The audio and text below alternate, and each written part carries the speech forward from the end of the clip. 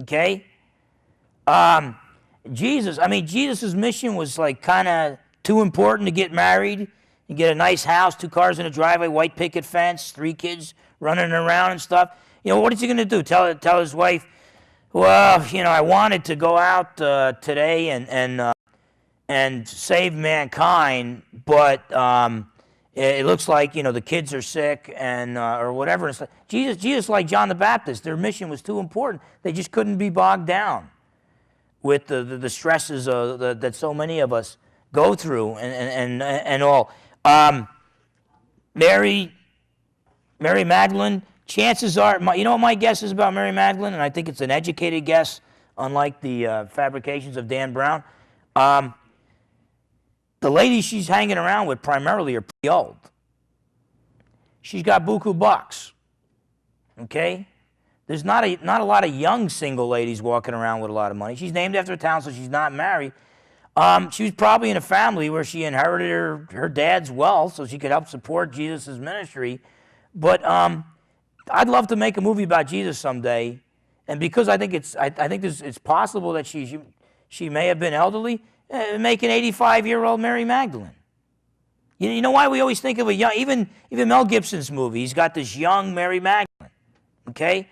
Pope Gregory, okay, he was a pretty good preacher, but he got a few passages confused. He confused Mary Magdalene with Mary, the sister of Lazarus, who anointed Jesus' feet, with a prostitute who anointed Jesus' feet. So he turned her into a prostitute. He didn't mean anything bad by it. He just confused 3 passages. That's where the idea that Mary was this young, attractive lady, that's where that came from. She's hanging out with elderly ladies. She's got a lot of funds. She's named after town. She's not married. More than likely, she was an elderly lady who just supported Jesus' ministry. And so, whatever the case, there's just absolutely no evidence for this the speculation in this area. A few other problems with Dan Brown. Christian morality, he argues, is outdated. That's just the politically correct mantra, okay? He wants pro-homosexual rights. He wants to punish the producers and give to the non-producers. He wants socialism, and he's just proclaiming his politically correct problems. Then he comes out and starts trying to argue that Christianity has pagan roots. This really cracks me up about people who attack Christianity.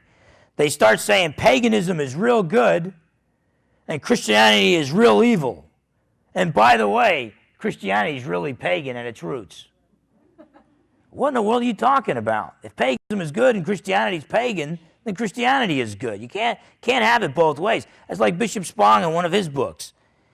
He's slamming Paul for being anti-homosexual, and then he psychoanalyzes Paul, even though he's never had him on his couch, psychoanalyzes him and says, well, Paul had homosexual desires and felt guilty about it, and that's why he was so harsh on homosexuality.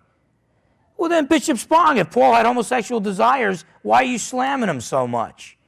You're the gay basher, not me, not traditional Christians. And so you can't have it both ways. But he's saying Christianity's evil because it doesn't like paganism, and oh, by the way, Christianity has pagan roots. Here's another crazy thing. Spiritual enlightenment through sexual intercourse. Is his brand of Christianity better than the real thing here? He talks about the sacred feminine, that somehow you get in touch with God through sexual intercourse. Okay? See, what this guy is doing, okay, he confuses Gnosticism with some of the pagan fertility cults, and he doesn't realize they're mutually exclusive. Now, what time is it? Is that clock say 8 o'clock now? And that's what time I'm supposed to close? I'm going to pick it up there. I'm going to show how he misrepresents ancient Gnosticism, okay, in the next lecture, because the ancient Gnostics would not say you're going to find spiritual enlightenment through sexual intercourse. They do that's the antithesis of what they teach. So when he wants us to accept these Gnostic gospels, he doesn't even realize what the Gnostic Gospels teach, okay? He's trying to blend pagan sex cults and Gnosticism, which frowns upon human sexuality, so they proclaim celibacy for the most part. He's trying to blend those two, and you can't blend them. So we'll pick it up there in the next lecture. So I believe we have a 15-minute break. And do you have anything to pass on? Yeah, we're going to take a quick break. So we're going to do 10 minutes. Be a 10-minute break. And so come on back. We'll do the next part of the lecture. And